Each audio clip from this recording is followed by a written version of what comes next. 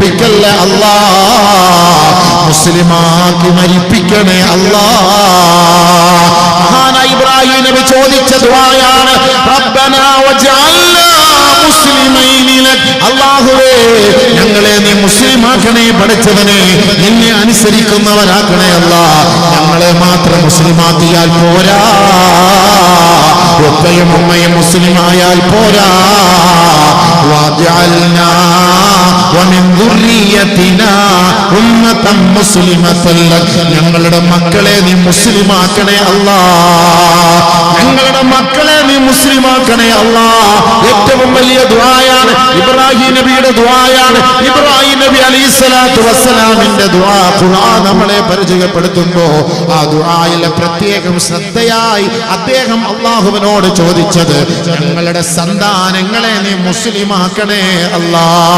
ഓർക്കണേ മാതാപിതാക്കളെ, നമ്മൾ മുസ്ലിമാണ്. നമ്മുടെ മക്കൾ പിഴച്ചു പോകാൻ പാടില്ല, നമ്മുടെ മക്കൾ അന്യമതക്കാരന്റെ പിന്നാലെ പോകാൻ പാടില്ല, ഒരു മുസ്ലിമിനെ സ്വീകരിക്കാൻ പാടില്ല, ഒരു പെണ്ണൊരു മുസ്ലിമിനെ സ്നേഹിക്കാൻ പാടില്ല. അങ്ങനെ അവനുമായി സ്നേഹിച്ച് സല്ലപിച്ച് അവന്റെ പിന്നാലെ ഒളിച്ചോടിപ്പോയി ആദർശം പണയപ്പെടുത്തിയിട്ട് അവന്റെ ആരാധനാലയങ്ങളിൽ പോയിട്ട് മാലയിട്ട് കാഫിറാകുന്ന ഒരവസ്ഥയിലേക്ക് മുസ്ലിം പെണ്ണ് അതപ്പതിച്ചു പോകരുതേ. അതിന്റെ ഏറ്റവും വലിയ ഉദാഹരണമാണ് മഹാനായ ഇബ്രാഹിം നബി ദുആ ചെയ്തത്, അല്ലാ എന്റെ മക്കളെ നീ മുസ്ലിമാക്കണേ അല്ലാ. ഇസ്ലാമിൽ നിന്ന് വ്യതിചലിച്ചു പോകുന്ന സത്യവിശ്വാസികളിൽ പെടാതെ അവിശ്വാസികളായി മരിച്ചു പോകുന്ന മക്കളാക്കല്ല റബ്ബേ. മഹാനായ ഇബ്രാഹിം നബി ചെയ്ത ദുആ അല്ലാഹു സ്വീകരിച്ചില്ലേ? മഹാനായ ഇസ്മായിൽ നബിയെ നൽകിയില്ലേ? മഹാനായ ഇസ്ഹാഖ് നബിയെ നൽകിയില്ലേ? ഇസ്മായിൽ നബിയോടൊപ്പം കഅബ പണിത് പൂർത്തീകരിച്ചില്ലേ? ഇസ്ഹാഖ് നബിയോടൊപ്പം ബൈത്തുൽ മുഖദ്ദസ് പണിതില്ലേ? എത്ര വലിയ മഹത്തുക്കളായ മക്കളെയാണ് അല്ലാഹു ലോകത്ത് സമ്മാനിച്ചത്. അതിനുള്ള കാരണം എന്താ? മാതാപിതാക്കളുടെ ദുആയാണ്, ദുആയാണ്. റബ്ബനാ വജ്അൽനാ മുസ്ലിമൈനി ലക വമിൻ ദുർരിയതിനാ ഉമ്മതൻ മുസ്ലിമതൻ ലക. നിന്നെ അനുസരിക്കുന്ന മുസ്ലിമായ മക്കളെ നീ ഞങ്ങൾക്ക് തരണേ അല്ലാഹ്. അത്ര വലിയ ദുആ, അത്ര വലിയ ദുആ. മക്കൾ മുസ്ലിമാകണം, നമ്മൾ മുസ്ലിമായിട്ട് മരിക്കണം. ജനിച്ചത് മുസ്ലിമായിട്ടാണ്, അത് അല്ലാഹുവിന്റെ ബാധ്യതയാണ്, അത് അല്ലാഹുവിന്റെ ബാധ്യതയാണ്. ലോകത്ത് ആര് ജനിച്ചാലും ഏത് പെണ്ണ് ലോകത്ത് പ്രസവിച്ചാലും അത് മുസ്ലിമായിട്ടാണ് പ്രസവിക്കുക. നബി തങ്ങളുടെ വാക്കാണ്, കുല്ലു മൗലൂദിൻ യൂലദു അലാ ഫിത്രത്തിൽ ഇസ്ലാം. എല്ലാ പ്രസവിക്കപ്പെടുന്ന കുഞ്ഞുമക്കളും പ്രസവിച്ച് വീഴുന്നത് ഇസ്ലാമിന്റെ ശുദ്ധ പ്രകൃതിയിലാണ്. ആരാണ് അവരെ പിഴപ്പിക്കുന്നതെന്നറിയോ? ഇത് അബൂബക്കറിന്റെ വാക്കല്ല കേട്ടോ, നമ്മെ നാമാക്കി മാറ്റിയ മുത്തു മുഹമ്മദ് മുസ്തഫ അഹ്മദ് മുജ്തബ സയ്യിദുൽ വറാ റസൂലുള്ളാഹി സല്ലല്ലാഹു അലൈഹി വസല്ലമ തങ്ങളുടെ വാക്കാണ്. ആരാണ് അവരെ പിഴപ്പിച്ചത്? ആരാണ് അവരെ കാഫിറാക്കിയത്? ആരാണ് അവരെ മുനാഫിഖാക്കിയത്? ആരാണ് അവരെ മജൂസിയാക്കിയത്? ആരാണ് അവരെ നസ്രാണിയാക്കിയത്? ആരാണ് അവരെ ജൂതനാക്കിയത്? ഇല്ല, അന്ന അബവാഹു യുഹൗദാനിഹി വയുമജ്ജിസാനിഹി വയുനസ്സിറാനിഹി. അവരുടെ മാതാപിതാക്കളാണ് മക്കളെ പിഴപ്പിച്ചത്.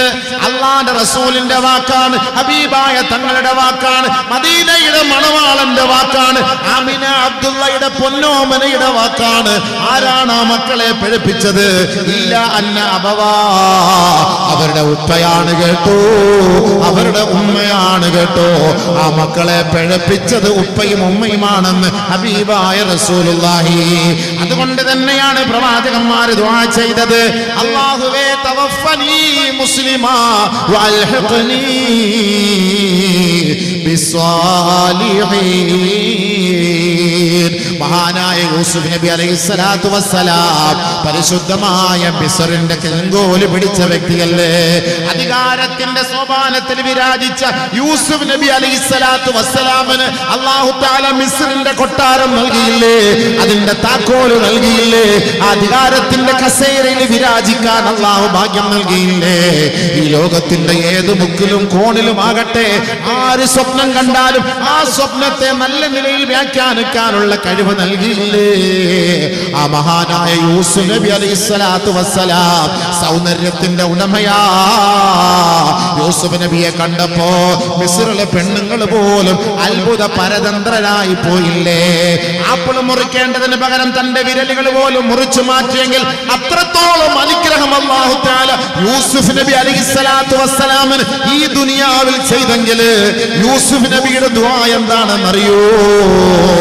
റബ്ബി ഖദ് ആതൈതനീ മിനൽ മുൽക്ക് വഅല്ലംതനീ മിൻ തഅവീലിൽ അഹാദീസ് ഫാത്തിറസ് സമാവാതി വൽ അർദ് അൻത വലിയ്യി ഫിദ് ദുനിയാ വൽ ആഖിറ തവഫനി മുസ്ലിമാ വഅൽഹിഖ്നി ബിസ്സാലിഹീൻ. ഇത്രത്തോളം അനുഗ്രഹങ്ങൾ ലഭിച്ച മഹാനായ യൂസുഫ് നബിയുടെ ദുആ എന്താ? തവഫനി മുസ്ലിമാ, എന്നെ നീ മുസ്ലിമാക്കി മരിപ്പിക്കണേ അല്ലാ. തീർന്നില്ല കേട്ടോ. വഅൽഹിഖ്നി ബിസ്സാലിഹീൻ, സാലിഹീങ്ങളോടൊപ്പം ചേർക്കണേ അല്ലാ.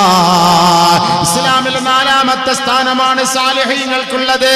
1ാമത്തെ സ്ഥാനം അമ്പിയാക്കൾക്കാ, 2ാമത്തെ സ്ഥാനം സിദ്ദീഖീങ്ങൾക്കാ, 3ാമത്തെ സ്ഥാനം ഇന്ന് ഫലസ്തീനിന്റെ മണ്ണിൽ പിടഞ്ഞു പിടഞ്ഞു മരിക്കുന്ന ശുഹദാക്കളുണ്ടല്ലോ, കുഞ്ഞുമക്കളടക്കമുള്ള കുഞ്ഞു കുഞ്ഞു ശുഹദാക്കളുണ്ടല്ലോ. ആ ശുഹദാക്കൾക്ക് ഇസ്ലാം നൽകുന്നത് 3ാമത്തെ സ്ഥാനമാണ്. 4ാമത്തെ സ്ഥാനമാണ് സാലിഹീങ്ങൾക്കുള്ളത് കേട്ടോ. അൻഅംത അലൈഹിം മിനൻ നബിയ്യീൻ വസ്സിദ്ദീഖീൻ വശുഹദാഇ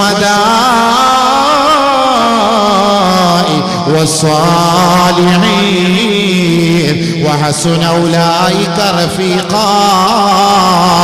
ഇവര് 4 പേരാണ് നല്ല കൂട്ടുകാര് കേട്ടോ. ചെറുപ്പക്കാരാ, ചെറുപ്പക്കാരികളെ, ഈമാനില്ലാത്ത മുശ്രിക്കിനെ കൂട്ടുകാരനാക്കിയിട്ട് കാര്യമില്ല കേട്ടോ.